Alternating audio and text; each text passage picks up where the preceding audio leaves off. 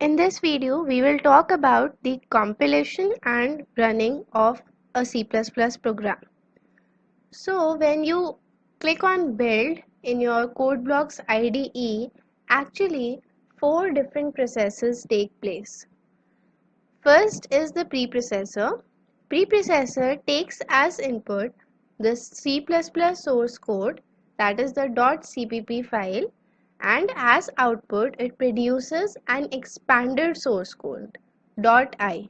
What we mean by expanded source code, we will discuss about it later. Then we have compiler, which works on this expanded source code and produces an assembler file. Then the assembler converts this assembler file into object code file, which the linker takes as input and finally produces the executable file, which is run when we click on the run button. So let's start with the preprocessor. Preprocessor handles all the preprocessor directives. That is the statements which begin with the hash sign. We saw one of them in our Hello World program, that is hash include statement.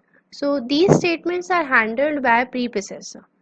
Preprocessor has basically the work of simple copy and paste. It copies content from one and pastes it at some other location. For example, in our hash include statement, it copies the content of the header file.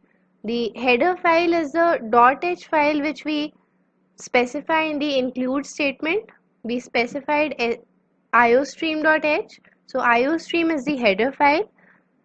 Preprocessor copies the contents of iostream.h header file and or in fact any other header file and pastes it into our code.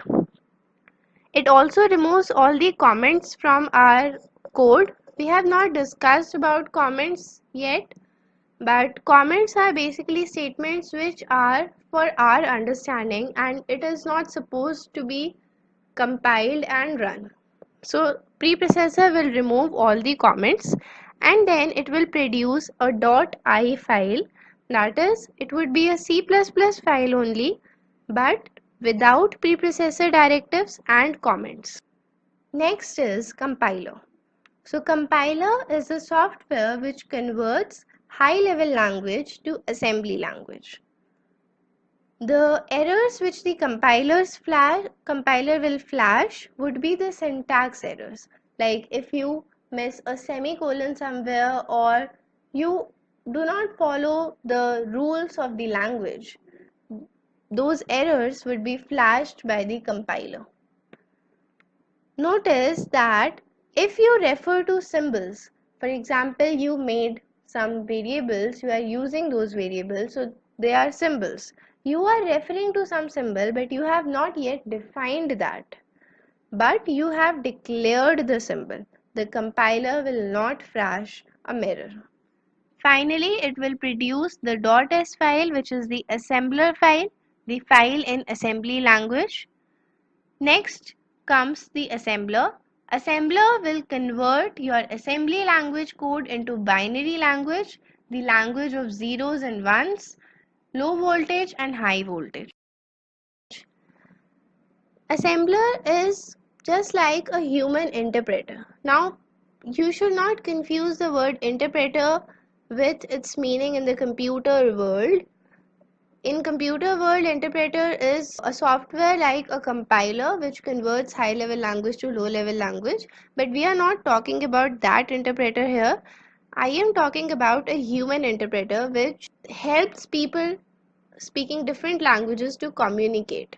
So it's like if you have a dictionary which defines binary symbols for different assembly language symbols, you would be able to do the job of an assembler. Assembler just simply replaces every assembly language word with its equivalent binary code. And as output, it produces a .o file, which is the object file, and it is in binary language. The linker, as the name suggests, links the various object files created by the assembler. It will replace all the undefined symbols Now, by linking the object files, replacing undefined symbols, what I mean is, in your source code file, in your main source code file, you will have some symbols which we have not defined in this file. We have defined it in some other file, and then we have hash included that file in the main file. So we need to link the symbols defined in the other file, in the other header file in our code. So for that we need a linker.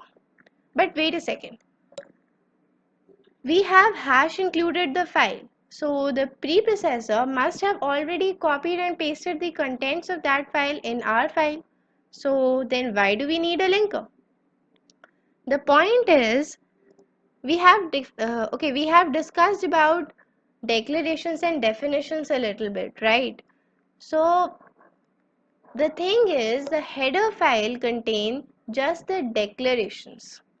Their implementations, their definitions are defined in yet another file.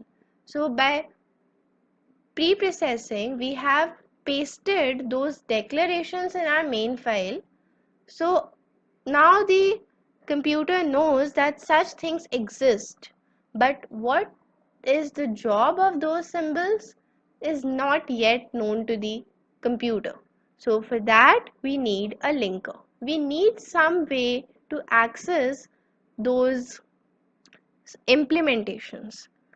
The linker can do this job in two ways. Either it can simply copy and paste those function definitions, those variable definitions, or it can indirectly provide a link by using the addresses of those implementations.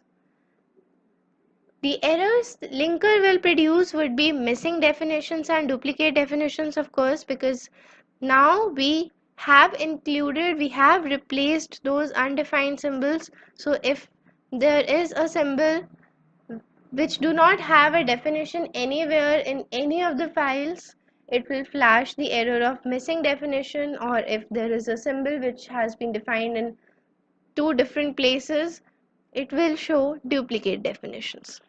And finally, it will produce the .exe file, which is the executable file, which we can run.